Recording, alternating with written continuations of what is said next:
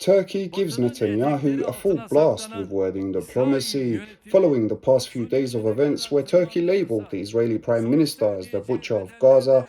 Erdogan once again gives his speech with full force, where he says, and I quote, "Israel, whose heart and legs tremble in the face of a handful of civilians in Gaza, will be torn to pieces when faced with a real enemy and a real power. We hope that Israel comes to its senses before such a painful outcome." End of quote. Follow for more impartial journalism.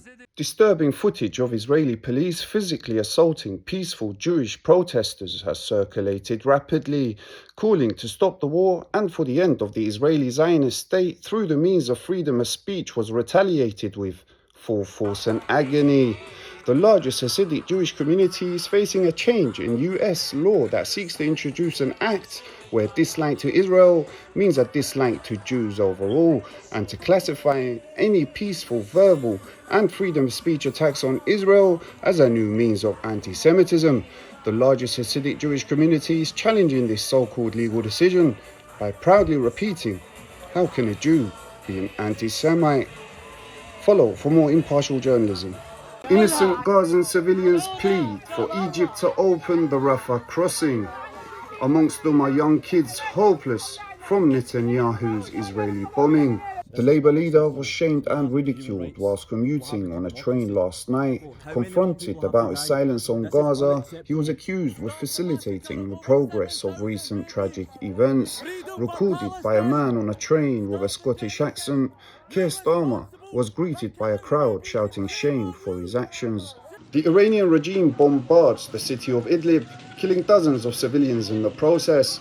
Taking advantage of the international community's focus on Gaza, the dictator Bashar al-Assad focuses his Iranian artillery on the highly populated northern district of Idlib in Syria.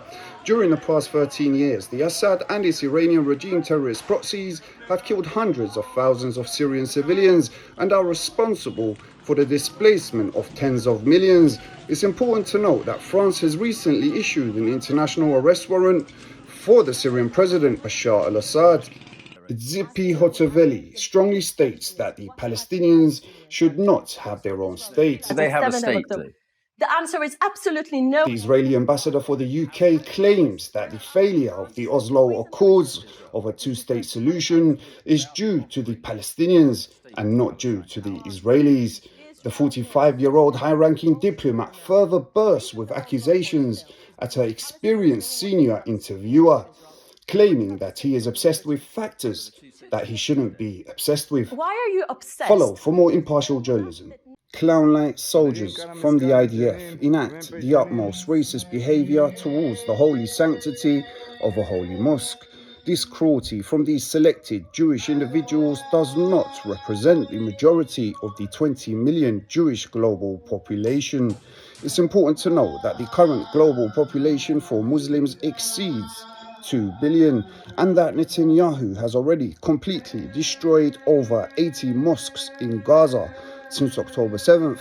So far, the Houthi Yemeni proxy continues assaulting Israeli-associated cargo ships heading to Israel via the Red Sea. With Joe Biden warning the Houthis against the continuity of these attacks, the Houthis continue variating their assaults by also using weaponized drones, claiming that their actions are in support of the people in Gaza. Axios quoted an American official stating that the arrival of ships to the Israeli port of Eilat has almost completely stopped due to this. The Houthis were delisted as a terrorist organization by the US in 2021 and relisted by the US a few weeks ago. Follow for more impartial journalism.